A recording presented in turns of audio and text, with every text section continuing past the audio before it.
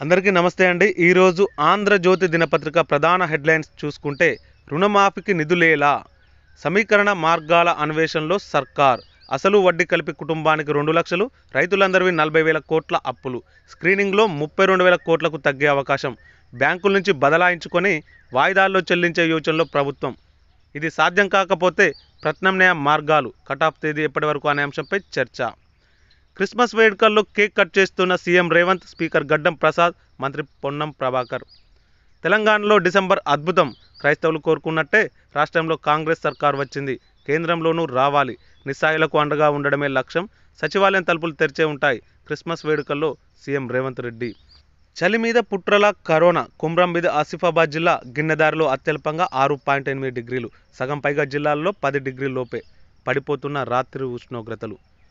తక్కువ స్థాయి ఈశాన్య గాలులతోనే ఇలా జరుగుతుంది. వృద్ధులకు, పిల్లలకు తీవ్ర ఇబ్బంది.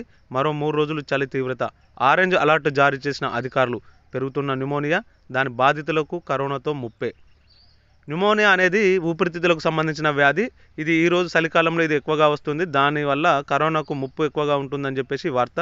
నీలోఫర్లో న్యూమోనియా బాధిత పిల్లలందరికీ కోవిడ్ పరీక్షలు. రాష్ట్రంలో పెరుగుతున్న కరోనా కేసులు. శుక్రవారం 9 మందికి నిర్ధారణ.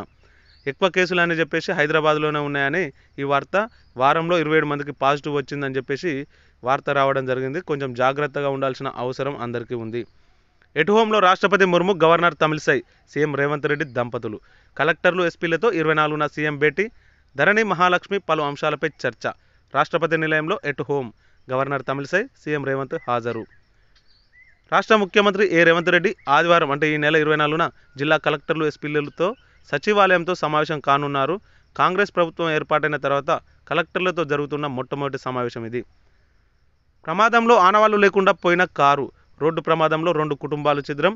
7గురితో వెళ్తున్న కారును ఢీకొన్న లారీ. 5గురు మృతి, ఇద్దరి పరిస్థితి విషమం. హన్మకొండ జిల్లా ఎల్కతుర్తిలో ఘటన.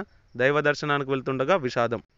ప్రమాదంలో ప్రజాస్వామ్యం, ప్రజలందరూ సమైక్యం కావాలి, లోక్సభ ఎన్నికల్లో బీజేపీని ఓడించాలి, ఇండియా కూటమి పిలుపు. కేంద్రంలోని బీజేపీ ప్రభుత్వం కారణంగా దేశంలో ప్రజాస్వామ్యం ప్రమాదంలో పడిందని ప్రతిపక్షాలు ఆరోపించాయి. ప్రజాస్వామ్యాన్ని పరిరక్షించడానికి దేశ ప్రజలందరూ సమైక్యం కావాలని, వచ్చే లోక్సభ ఎన్నికల్లో బీజేపీని ఓడించాలని పిలుపునిచ్చాయి. మరో అణుపరీక్షకు చైనా సిద్ధం. మంగోలియా సమీపంలో భారీగా ఏర్పాట్లు. 60 ఏళ్ల క్రితం ఇక్కడే చివరి అణుపరీక్ష. బీగర్ ముస్లింలు ఎక్కువగా ఉండే చోటు. న్యూయార్క్ టైమ్స్ సంచలన కథనం. కొట్టిపారేసిన చైనా సర్కార్. అణుపరీక్ష నిజమైతే భారత్కు ముప్పే అని చెప్పేసి ఒక ప్రధాన వార్త. క్లారిటీ కంటెంట్ నచ్చితే వీడియోను లైక్ చేయండి, ఛానల్ను సబ్స్క్రైబ్ చేయండి. Thank you.